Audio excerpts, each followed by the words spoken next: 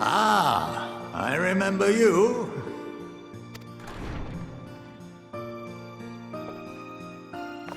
I pray we have not caught you at an inopportune moment.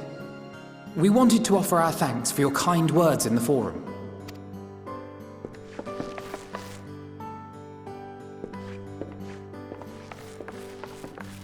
Well, I could hardly let that Inquisition go unchallenged. I've always believed that curiosity should be nurtured, not stifled. Thankfully, a majority of my colleagues agreed. A slender majority, aye, but a majority nonetheless. Had the vote not gone our way, we would be having a very different conversation, if any at all. Though I'd like to think you would have not given up on our cause. I'm told you paid a visit to the Annex afterwards. Yes, that's right. I was hoping to speak with the grandchildren of my dearly departed friends Galuf and Louisoix in a less dour setting. But it seems I just missed you.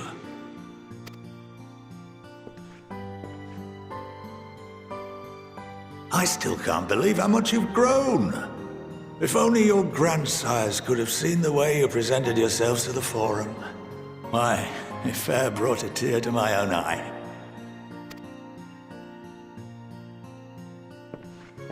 You must have the patience of a saint, putting up with this lot and their antics. Never mind Matoya's prize student. Luckily, I know a thing or two about managing unruly younglings. If you ever need advice, don't hesitate to ask.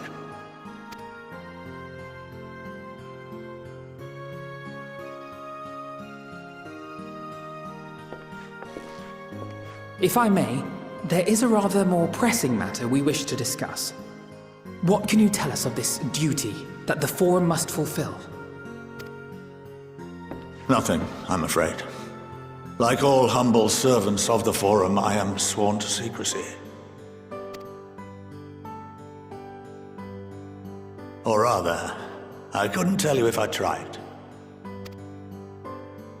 Our duty is of the gravest importance.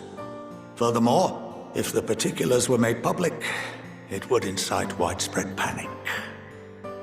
As such, those entrusted with this duty have been bound by an enchantment, which prevents us from speaking of such matters without the express permission of the Forum.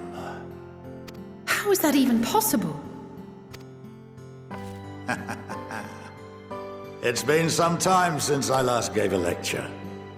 Please, take a seat.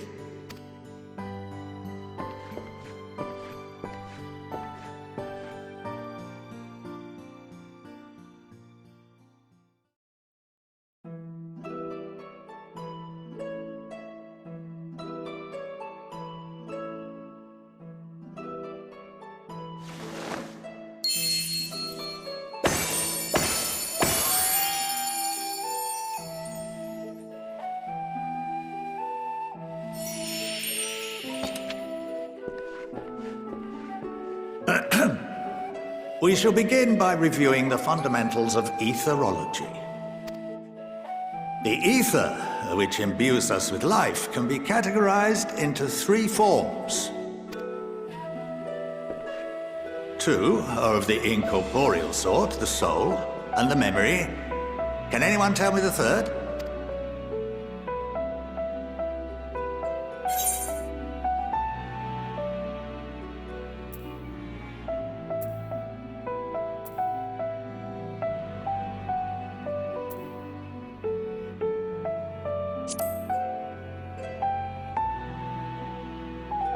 Yes, very good. This is the form with which the layman is most familiar. Consumed by even the simplest of daily activities and replenished by the food and drink that sustain us, this form of ether is in constant flux.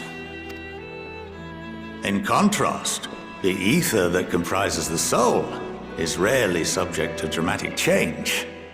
The same can be said for memory, as the two are intrinsically linked.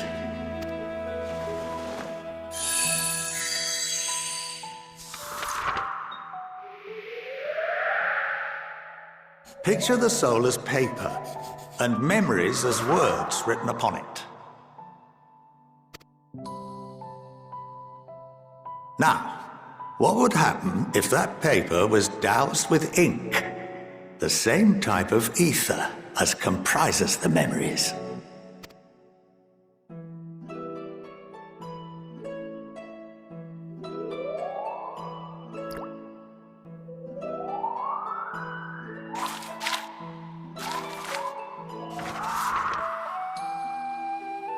It would blot out everything that was written. Precisely. We would be unable to recall the memories, and any activities that depend upon them would be hindered as well. In fact, this exact phenomenon was observed on a vast scale not so long ago. And what might that have been?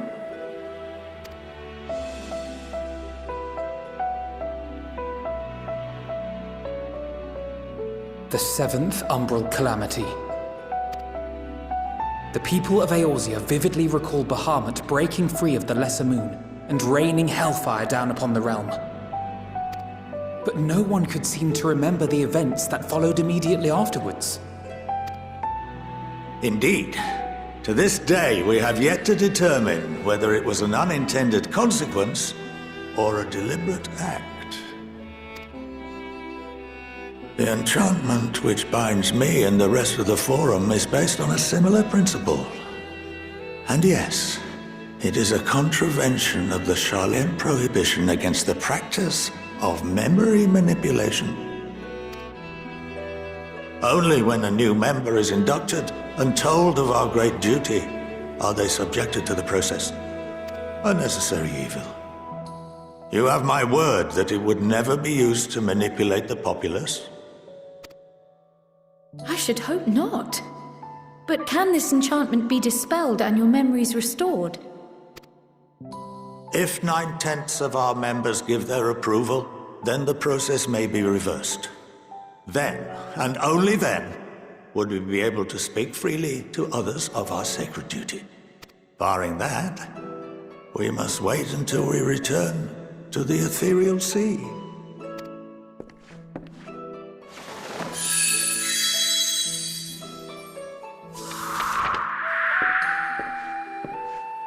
For there we will be purified, the blots upon our souls washed clean.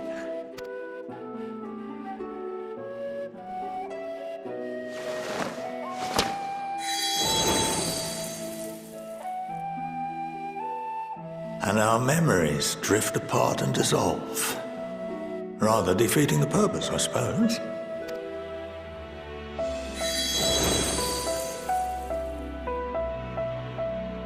But there are those memories that are indelibly etched upon our souls, some believe. What happens after that? We are reduced to pure ether, coalesce with that of others, and create souls anew. Alternative schools of thought assert souls remain whole and return to the corporeal world, reborn into another form. Both theories have their proponents. Personally, I consider each equally probable.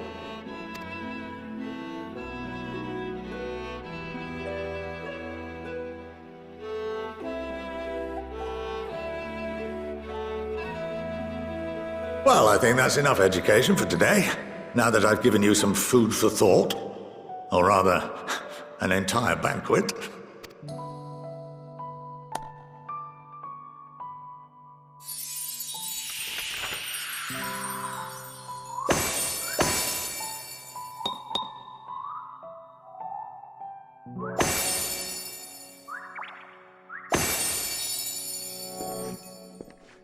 I would remind you that although I'm unable to assist you with certain matters, the resources at my disposal may still be of use to you. I'll arrange for you all to be given the run of Phenomenon. Of course, as associate to our alumni and the students of Baldessian, this privilege is extended to you as well, my friend. Oh, and I suggest you speak with Ki Aliapo. She's well known among the artisans of Sharlayan, and her network of contacts may prove useful in your search for knowledge. I wish you all the best in your pursuits, wheresoever they may take you.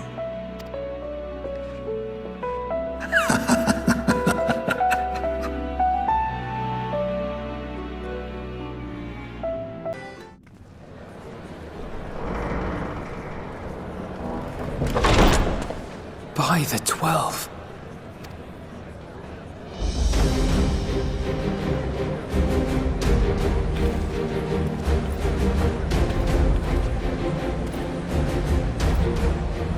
Glad you could join us.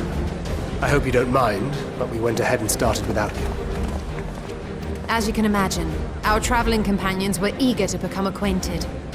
'Tis a rare thing indeed to see such a diverse and talented group of individuals assembled for a single purpose. We fight not only for the sake of Eorzea, but for the entire world, including the people of Garlemald. Much rides on the efforts of the Ilsabard contingent. Indeed, which is why I am glad to find myself in the company of many trusted comrades, yourselves included. Lucia! I have come at the behest of Lord Emmerich, who has honored me with the role of Ishgard's representative.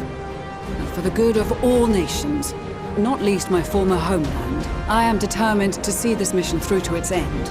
We have a hard road ahead of us, but walk it we shall, together.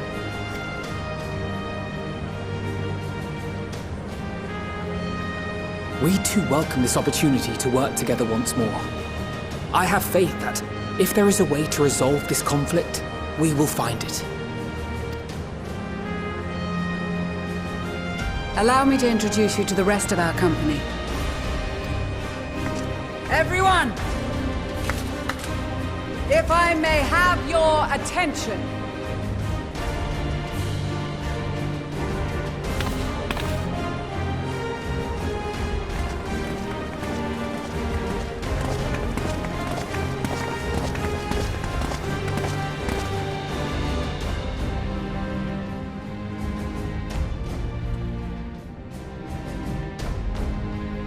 Might I ask you to speak first?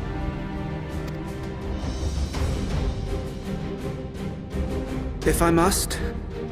I am Arun Senna, spokesman for the Gridanian delegation. Here on behalf of my esteemed sister, the Elder Seedseer, we shall provide support and protection to those in need during our time in Garlemald. To that end, I am joined by healers selected by the Conjurers Guild, with the Order of the Twin Adder's Finest serving as our escort.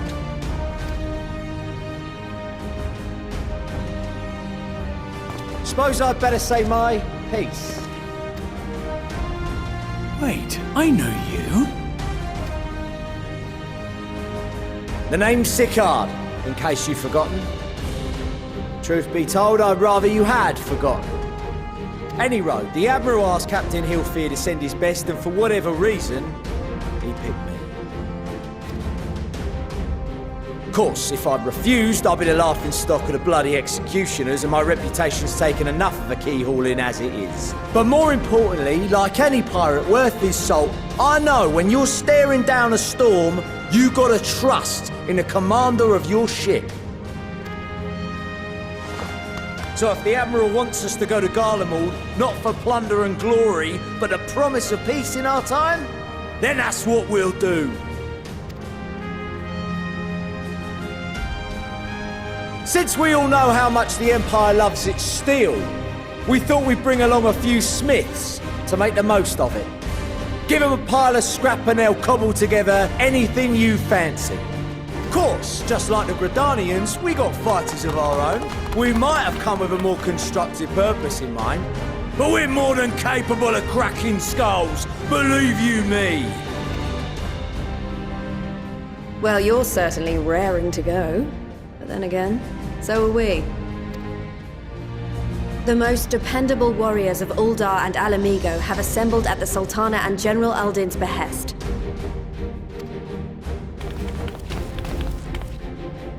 If Garlemald has truly fallen, then the whole place is likely to be crawling with Telophoroi. We'll need plenty of troops to clear and hold a path for others to follow. That's where we come in. Naturally, Marshal Tarapin and I will be leading from the front.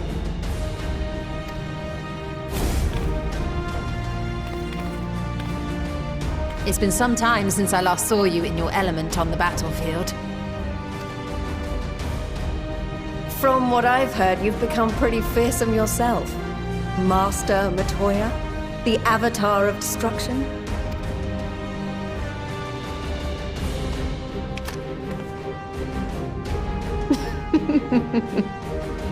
With comrades like these, I know we'll succeed, no matter what awaits us. And then we might finally get a chance to enjoy a good long rest. But until then, let's give it our all.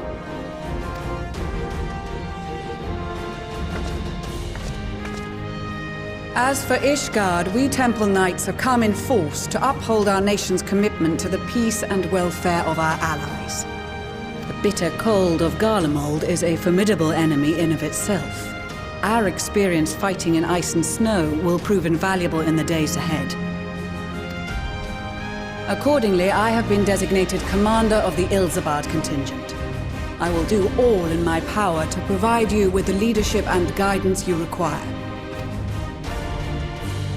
The four high houses, House Hylinart foremost among them, have arranged for a host of machinists to join us on our mission. Their knowledge of Imperial Magitech is sure to be a great boon. They will address any problems of a technical nature, together with the smiths of Limpsa Lomitsa. There is another awaiting introduction. Lord Emanolain! Ah, yes. Emanolain de Forton, at your service. Though, lest there be any misunderstanding, I should stress that I've not become a fearsome warrior while you were away. Rather, far from it, actually. My brother, in his infinite wisdom, decided this would be an excellent chance to make something of myself. Oh, and fight for world peace and all that. But, should the opportunity arise for a spot of ballroom dancing, I will be your twinkle-toed gentleman of light.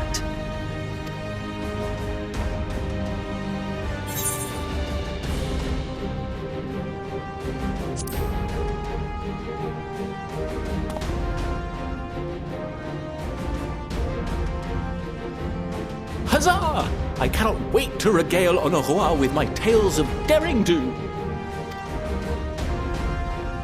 I believe that concludes introductions for the Grand Company of Eorzea.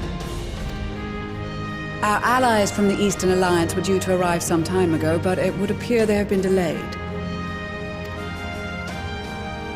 Would that be the shinobi of Doma? Actually, they've been tasked with relaying messages back and forth between the various Eastern nations. According to Lord Hien, however, an equally capable company of warriors has been sent in their stead. Out of my way, you preening fool!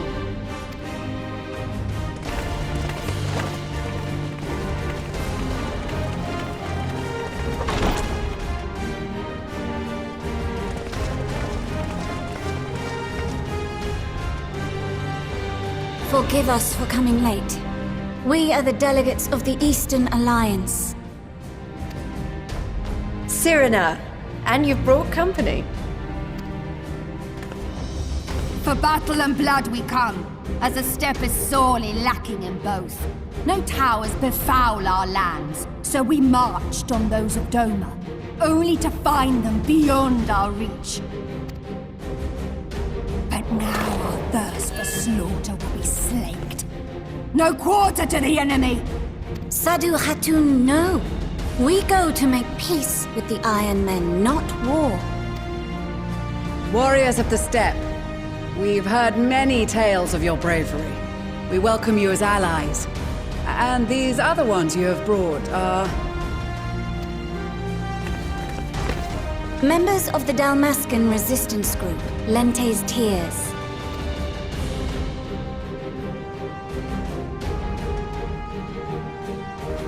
and the Bosnian resistance.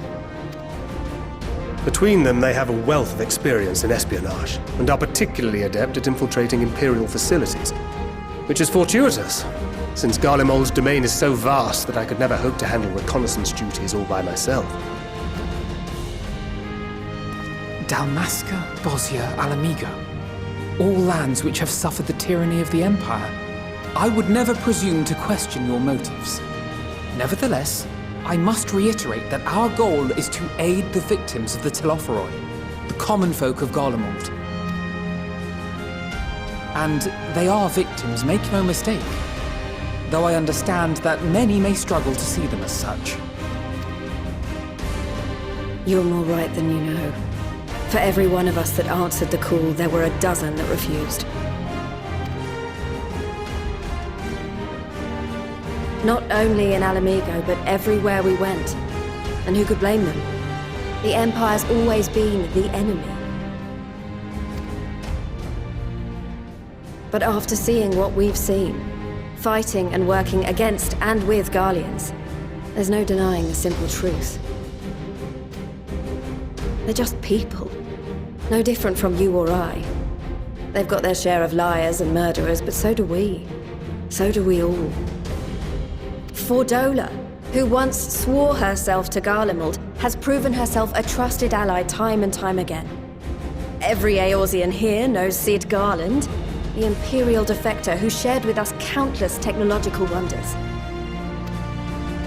Gaius bloody Baelsar himself is working to help rebuild Wurlit, a nation he once conquered.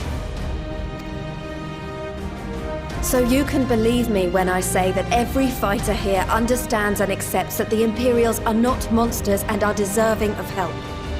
Or at least that they were able to put aside their feelings for the greater good.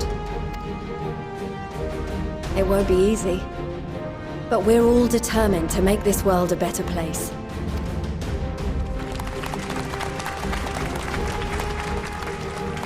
What lingering concerns I may have had were clearly unwarranted. I agree with everything you said wholeheartedly. Then we are in accord. Now, let us review our strategy. To reach the Garlean capital in northern Ilsabard, we must cross the central mountain range. Fortunately, Garlond Ironworks can provide aerial transport, sparing us this most treacherous part of our journey. However, attempting to fly any closer to Garlemald would attract the attention of the Telophoroi. As they appear to have seized control of the majority of the Imperial military, we must assume that includes its fleet. In addition, Garlemald possesses devices that can interfere with airship navigational systems, further discouraging an airborne approach. Given the circumstances, the closest we dare deploy our contingent is an area between the range and the capital, the Magna Glaciers. From there, we must travel the rest of the way on foot. We will also need to bring the airships with us to ensure we can withdraw with haste. Although much of the terrain will be blanketed in snow, we should be able to make use of local roads and shipping facilities. The vast ice field will afford us an unobstructed view of the surrounding area. On the other hand, it will also allow others to easily spot us, so it is imperative that we only make camp in positions where we can easily defend ourselves. And the airships, which must be kept safe at all costs. We cannot account for every possibility, so we must be prepared to think on our feet. We will be tested. Sorely tested, I expect. But for our homes and for our people, and a people not our own but in need, we will succeed. Spare no effort in your preparations. Once we depart, there is no turning back.